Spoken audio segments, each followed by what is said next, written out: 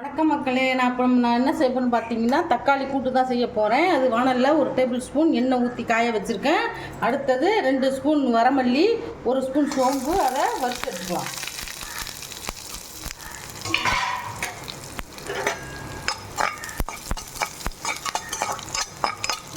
வரமிளகா காரத்துக்கு ஏற்ற மாதிரி போட்டுக்கோங்க. இதில் நம்ம தூள் சேர்க்க போகிறது கிடையாது. மிளகா அடுத்தது அதே வானலியில் 2 டேபிள் ஸ்பூன் எண்ணெய் ஊற்றி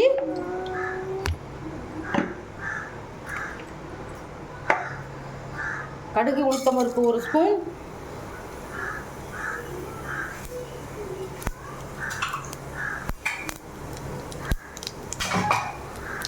ஒரு 5 பல் பூண்டு போடுறோம்,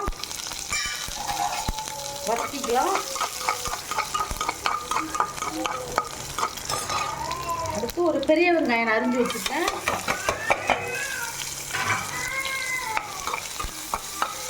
சின்னதாக இருந்தால் 2 எடுத்துக்கோங்க, பெருசாக இருந்தால் 3 எடுத்துக்கோங்க. அதையும் நல்லா கண்ணாடி பதத்துக்கு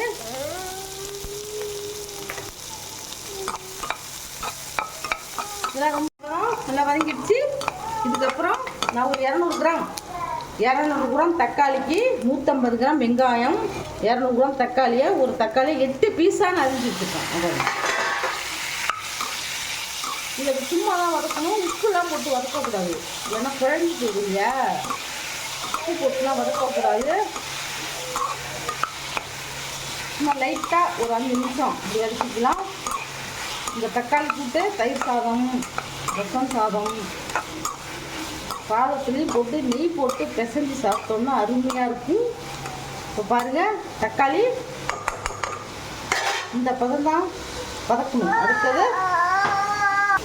இப்போ பாருங்கள், தக்காளி இப்படி தான் வதங்கிக்கோ. தக்காளி குழையக்கூடாது, வருங்க கண்டமாக அப்படி கிடக்கணும் வருங்க.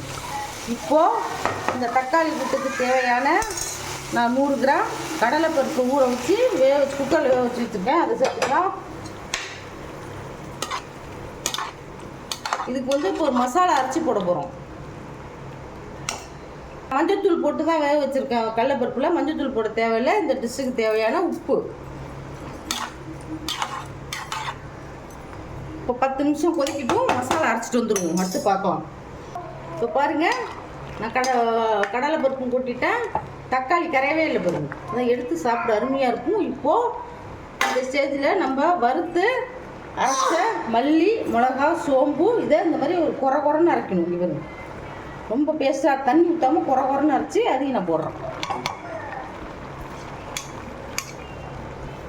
தூள்லாம் போடக்கூடாது, மிளகாத்தூள் எந்த தூளுமே போடக்கூடாது.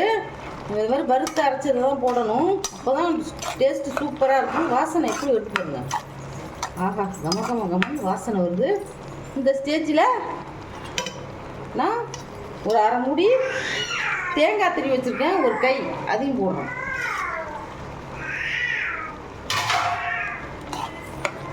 இந்த கூட்டை நீங்கள் சாதத்தில் போட்டு ஒரு அப்பளம் பொரிச்சு வச்சு கூட சாப்பிட்லாம்.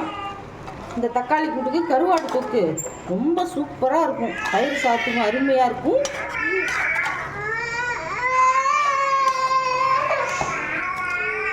சூப்பராக இருக்கு பாருங்க. அந்த பூண்டு ஃப்ளேவர், கொத்தமல்லி, வரமல்லி ஃப்ளேவர் அருமையாக இருக்கும். இப்போது நான் அடுப்பு ஆஃப் பண்ணிடுறேன். கடலைப்பருப்பு தக்காளி கூட்டு ரெடி. இந்த ரெசிபி உங்களுக்கு வேணும்னா எங்கள் சேனலை சப்ஸ்கிரைப் பண்ணி பாருங்கள். தேங்க்யூ, பாய்.